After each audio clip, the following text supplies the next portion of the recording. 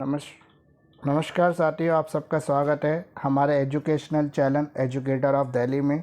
मेरा नाम मुकेश किरार है। काफ़ी टाइम बाद मैं एक एजुकेशनल वीडियो आप सबके बीच में लाया हूँ।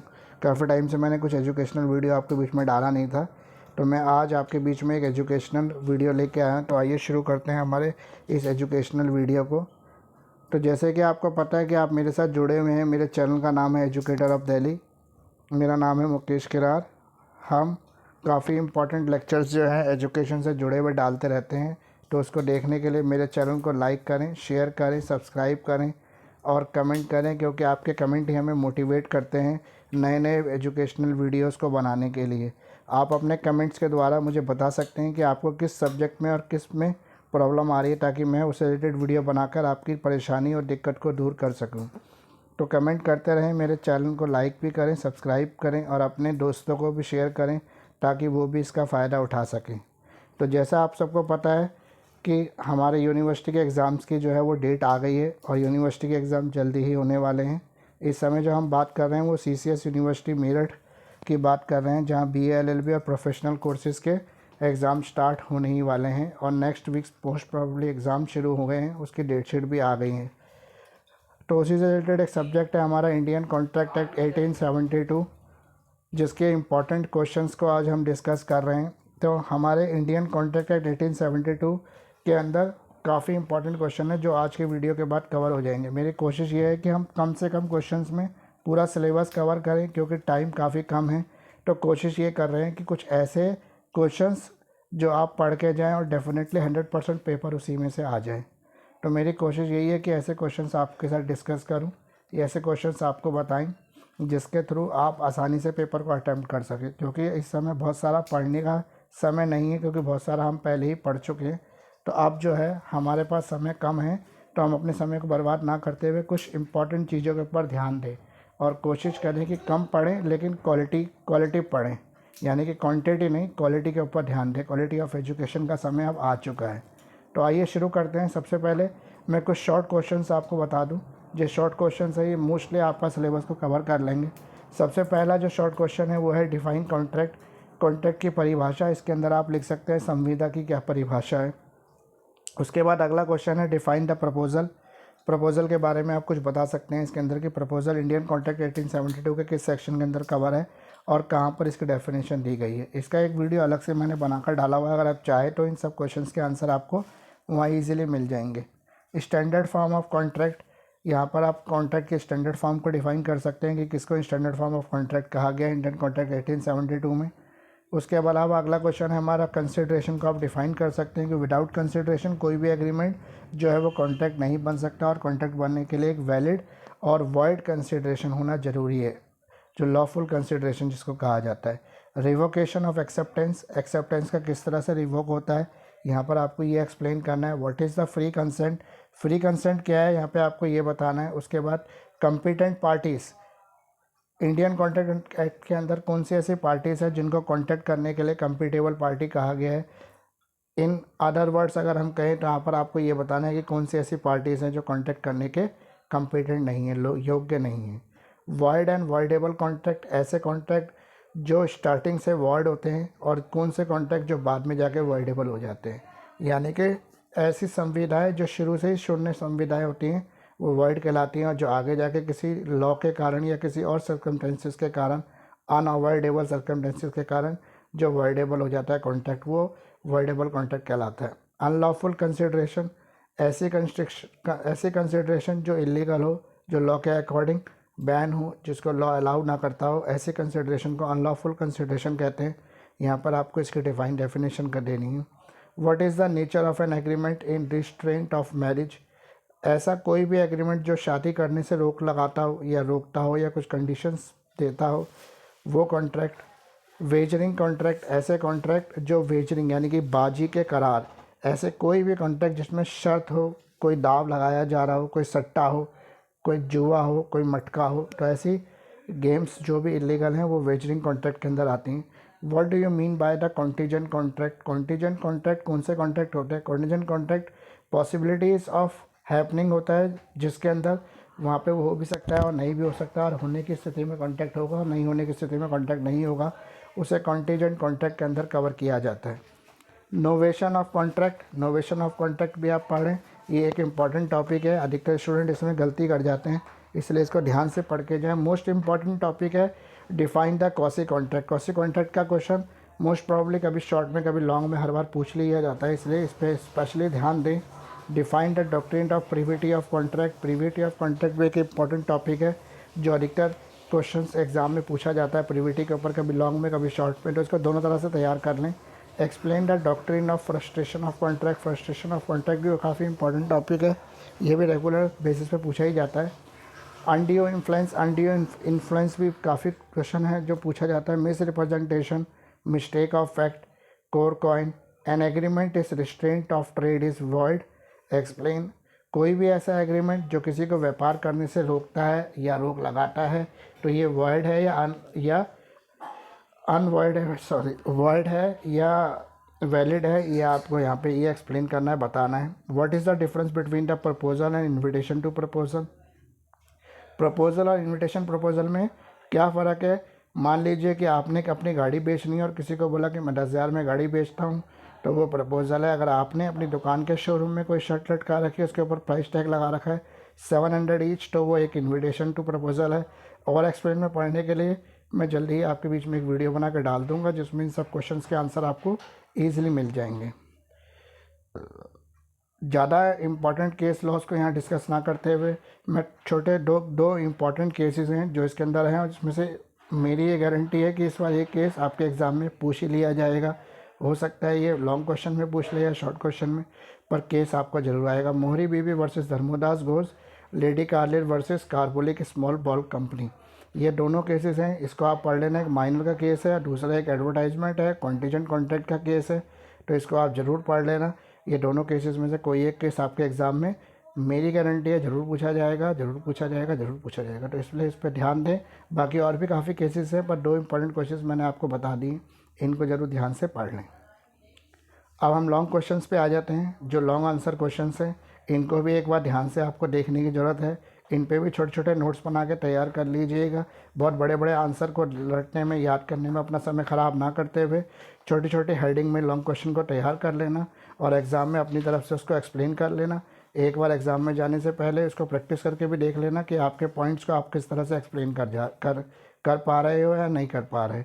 दूसरा, एग्ज़ाम के टाइम पे एक चीज़ और ध्यान रखना, कोई भी पॉइंट्स जो आपको स्ट्रांगली याद हों, रिमेंबर्ड हों एग्ज़ाम के टाइम पे, उन पॉइंट्स को कोशिश करना कि ब्लैक पेन से हेडिंग की तरह उसको शो करना, ताकि एग्जामिनर को ज़्यादा दिक्कत ना हो। एग्जामिनर को देख के ये पता लग जाए कि बच्चे को ज़्यादा कुछ आता है, तो वो ज़्यादा ना पढ़ेगा, और ज़्यादा ना पढ़ने का आपको फ़ायदा मिलेगा और आपके मार्क्स अच्छे आएंगे।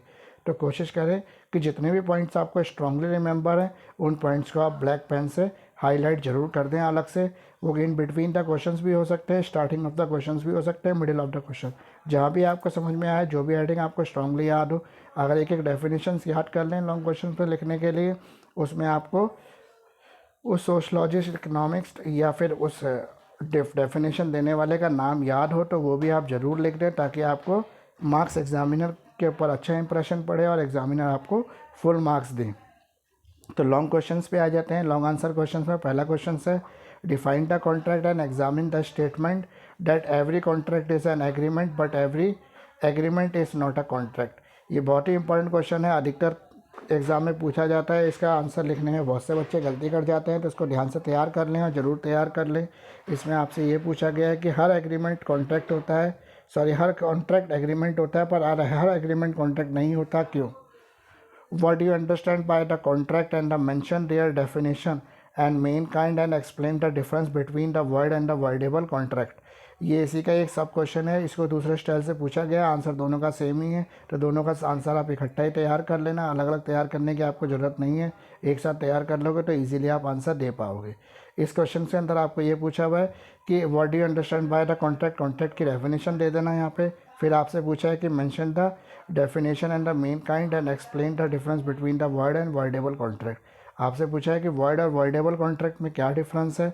वॉइड कॉन्ट्रैक्ट में, जैसे मैं पहले भी इस वीडियो में बता चुका हूँ कि वॉइड कॉन्ट्रैक्ट जो शुरू से ही इनवैलिड कॉन्ट्रैक्ट होते हैं, और वॉइडेबल कॉन्ट्रैक्ट जो आगे जाके सर्कमटेंसेस की वजह से वर्ड हो जाते हैं तो उसे वर्डेबल कॉन्ट्रैक्ट कहते हैं। इसमें बहुत सारे सर्कमस्टेंसेस हो सकते हैं, जैसे कोई एक्ट का चेंज हो जाना, कुछ परिस्थिति का अनसर्टेनिटी का हो जाना, कुछ ऐसे ही हो जाना, मान लो जिसने कॉन्ट्रैक्ट किया उसकी डेथ हो जाए, उसका कोई वारिस भी आगे ना बचे और वो वही कर सकता हो, तो ऐसे कॉन्ट्रैक्ट आगे जाके वर्डेबल कॉन्ट्रैक्ट हो जाते हैं। What do you understand by the consideration is past consideration is good consideration? Discuss with the illustration. ये बहुत ही इंपॉर्टेंट क्वेश्चन है। इसके अंदर आपसे पूछा है कंसिडरेशन क्या है, क्योंकि विदाउट अ वैलिड कंसिडरेशन कोई भी एग्रीमेंट कॉन्ट्रैक्ट नहीं बन सकता, और कॉन्ट्रैक्ट बनने के लिए उसके पास कंसिडरेशन होना जरूरी है। An agreement made without the consideration is void, explain and state the exceptions of the this rule. यहाँ पे पूछा है कि क्या कोई भी कॉन्ट्रैक्ट विदाउट कंसिडरेशन एग्रीमेंट बन सकता है, एग्रीमेंट कोई भी एग्रीमेंट विदाउट कंसिडरेशन कॉन्ट्रैक्ट बन सकता है या नहीं बन सकता। तो इसके एक्सेप्शंस भी हैं कुछ, जहाँ पर बिना कंसिडरेशन के एग्रीमेंट जो है वो कॉन्ट्रैक्ट बन जाता है। इसको भी ध्यान से पढ़ लेना, इसके एक्सेप्शंस बड़े ही इंपॉर्टेंट है और एक्सेप्शंस के ऊपर आप ज़्यादा ध्यान देना।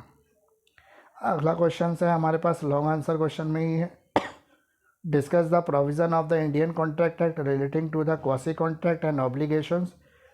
क्वासी कॉन्ट्रैक्ट बहुत ही इंपॉर्टेंट क्वेश्चन है और अधिकतर एग्जाम में पूछा जाता है, तो इसको ध्यान से तैयार कर लेना। ये शॉर्ट में ही मैंने कवर किया था, लॉन्ग में भी कवर कर रहा हूँ, क्योंकि शॉर्ट में ही ज़्यादा पूछा जाता है और लॉन्ग में भी पूछा जाता है, इसलिए दोनों तरह से याद कर लेना। इसके ऑब्लिगेशंस भी याद करना।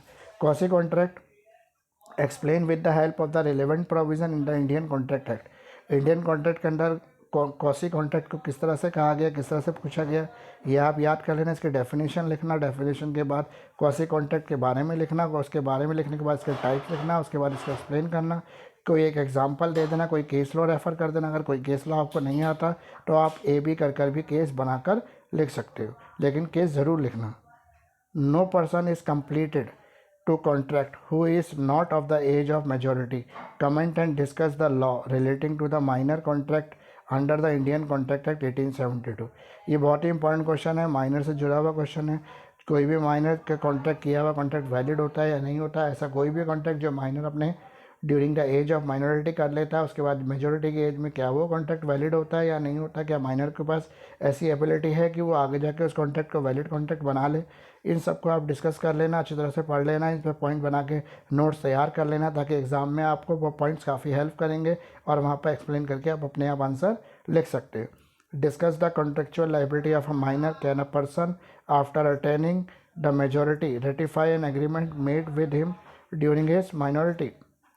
इसको भी पिछले वाले क्वेश्चन की तरह ही आंसर तैयार कर लेना। ये आपका काफ़ी इंपॉर्टेंट क्वेश्चन है, माइनर से जुड़ा हुआ क्वेश्चन अधिकतर एग्जाम में पूछा जाता है, तो इसलिए इसका आंसर तरीके से याद कर लेना। What is the contingent contract, explain is difference between the wagering contract. Contingent contract की डेफिनेशन लिखना है, इसके टाइप्स लिखना है, इसके मेथड्स लिखना है, ये कब होता है, कैसे बनता है, ये एक्सप्लेन करना। उसके बाद इसको वेजरिंग से किस तरह से ये अलग है ये डिफाइन कर देना। Discuss the principle applicable in determining the damages in case of the breach of contract. Refer to decide cases on the point. इसके अंदर ब्रीच ऑफ कॉन्ट्रैक्ट को बताना, वो क्या है, कब एप्लीकेबल होता है, कैसे बनाया जाता है, कैसे ब्रीच ऑफ कॉन्ट्रैक्ट होता है। उसके बाद कुछ केसेस का इसमें से रेफरेंस दे देना। अगर केसेस आपको एग्जैक्ट याद ना हो तो आप ABC कर भी केस को लिख सकते हैं। Discharge of the contract and its types and method. किसी भी कॉन्ट्रैक्ट को डिस्चार्ज करने के लिए क्या चीज़ की ज़रूरत है और किसके टाइप्स क्या होते हैं और मेथड्स क्या होते हैं। Breach of contract remedies available. Breach of contract के केसेस में क्या क्या रेमेडीज़ अवेलेबल है, यहाँ पर ये एक्सप्लेन कर देना। Difference between the executive and executory contract. Executive और एग्जीक्यूटरी कॉन्ट्रैक्ट में क्या डिफरेंस है, यहाँ पे ये एक्सप्लेन कर देना। Difference between offer and invitation. Difference between the offer and offer of invitation, इन दोनों के बीच में क्या डिफरेंस है ये बता देना। Who are competent to contract, कौन कॉन्ट्रैक्ट कर सकता है। What is the fraud, what are the essential ingredients. Does the silence amount to fraud, क्या चुप रहना फ्रॉड कहलाता है। फ्रॉड क्या होता है, फ्रॉड को कैसे डिफाइन किया गया है इंडियन कॉन्ट्रैक्ट एक्ट में, ये लिख देना। और फ्रॉड के अंदर क्या क्या कवर्ड है ये भी लिख देना। उसके बाद एक एक पॉइंट को आप एक्सप्लेन कर देना डिटेल में। तो यहाँ पर मैंने आपके साथ इम्पॉर्टेंट क्वेश्चन जो BA LLB थर्ड सेमेस्टर, जो BA LLB और सेमेस्टर के थर्ड सेमेस्टर में सेकेंड ईयर में आपसे पूछे जा सकते हैं, उन सब क्वेश्चंस को मैंने यहाँ पे कवर करने की कोशिश की है। मेरी कोशिश है कि इन्हीं में से पेपर आए और अधिकतर ऐसा हुआ है कि इन्हीं क्वेश्चंस में से पेपर आया भी है। तो आप ये मान के चलें कि आपका 90% पेपर इन्हीं क्वेश्चंस में से आएगा। तो इन क्वेश्चन को अच्छी तरह से याद कर लें। ज़्यादा पढ़ने के चक्कर में आप ये भी हो सकता है कि कंफ्यूज हो जाएं, इसलिए कुछ लिमिटेड पढ़ के जाए, लेकिन अच्छा पढ़ के जाए। इस समय क्वांटिटी ऑफ एजुकेशन नहीं, क्वालिटी ऑफ एजुकेशन पे ध्यान देने का समय है। तो क्वालिटी ऑफ एजुकेशन पे ध्यान देते हुए कम क्वेश्चंस को तैयार करें, अच्छे से तैयार करें। एक बार फिर मैं आपको बता दूं कि हेडलाइंस बना के ब्लैक पेन से जितने भी पॉइंट आपको स्ट्रांगली याद है उनको ब्लैक पेन से हाईलाइट ज़रूर करें, ब्लैक पेन से लिखें, क्योंकि उससे फ़ायदा ये होगा कि एग्ज़ामिनर को भी ये हेल्प मिलेगी। एग्ज़ामिनर को पता होगा कि इस बच्चे को सब कुछ आता है, इसका विज़न क्लियर है, तो वो आपके पेपर को ज़्यादा पढ़ेगा नहीं, और ज़्यादा पढ़ेगा नहीं तो आपको मार्क्स में ज़रूर फ़ायदा मिलेगा। इसलिए मेरी बातों को ध्यान दें और आप मेरे चैनल के साथ जुड़े रहें। आगे मैं और भी सब्जेक्ट के इंपॉर्टेंट क्वेश्चन आपके साथ डिस्कस करता रहूँगा इसी तरीके से। तो आप सबका बहुत बहुत धन्यवाद इतना समय देने के लिए। एजुकेटर ऑफ दिल्ली को, मेरा नाम मुकेश किरार है। मैं BA LLB से जुड़े हुए एजुकेशनल लेक्चर आपके बीच में लाता रहता हूँ। इंडियन कॉन्ट्रैक्ट एक्ट के ये क्वेश्चन सिर्फ CCS यूनिवर्सिटी BA LLB और LLB के एग्ज़ाम के लिए इंपॉर्टेंट नहीं है। ये क्वेश्चन उन सभी कोर्सेज़ के लिए इम्पॉर्टेंट है जहाँ पर आपका इंडियन कॉन्ट्रैक्ट एक्ट 1872 से रिलेटेड कुछ भी टॉपिक कवर है या वो पूछा जाता है, चाहे वो CA हो, चाहे वो CS हो, चाहे वो BCom हो, चाहे वो BCom प्रोग्राम हो, चाहे वो BCom एडवांस्ड हो, या वो BCom ऑनर्स हो, या BA हो, जहाँ पे भी इंडियन कॉन्ट्रैक्ट आपसे पूछा जाएगा, या कोई कंपटीशन एग्ज़ाम हो, वहाँ पे मेरा वीडियो के ये इंपॉर्टेंट क्वेश्चंस आपको काफ़ी हेल्प करेंगे। मेरे चैनल के साथ जुड़े रहें। Thanks for watching. आप सबका बहुत शुक्रिया इतना समय देने के लिए मेरे चैनल्स को, और इसी तरह से हमारे साथ जुड़े रहें, आने वाले वीडियो भी देखते रहें। प्लीज़ लाइक करें, कमेंट करें, शेयर करें, सब्सक्राइब करें, अपने दोस्तों को शेयर ज़रूर करें। मेरा हमेशा मोटिव रहता है कि उन बच्चों तक मेरा वीडियो पहुँचे जो किसी ना किसी वजह से बुक्स नहीं खरीद पाए और लास्ट तक पढ़ भी नहीं पाए। तो वो अगर अंतिम समय में भी इस वीडियो में जो दिखाए हुए कुछ क्वेश्चंस को अगर तैयार कर लेंगे तो डेफिनेटली वो पास हो जाएंगे, उनकी बैक नहीं आएगी। तो कोशिश करें अपने दोस्तों के साथ भी शेयर करें और अधिक से अधिक बच्चों तक मेरे इन क्वेश्चंस को पहुंचाएं ताकि वो भी इसका लाभ ले सके। तो थैंक्स फॉर वॉचिंग। आप सबका बहुत बहुत शुक्रिया मेरे चैनल एजुकेटर ऑफ दिल्ली के साथ जुड़ने के लिए। आप कमेंट बॉक्स में कोई भी प्रॉब्लम हो तो मुझे लिख दें, या किसी स्पेशल टॉपिक पर आपको वीडियो चाहिए तो वो भी प्लीज़ मेंशन कर दें कमेंट के अंदर, ताकि मैं आपके लिए इसी तरह से एजुकेशनल वीडियो लाता रहूँ। Thanks for watching. आप सबका बहुत बहुत शुक्रिया। Educator of Delhi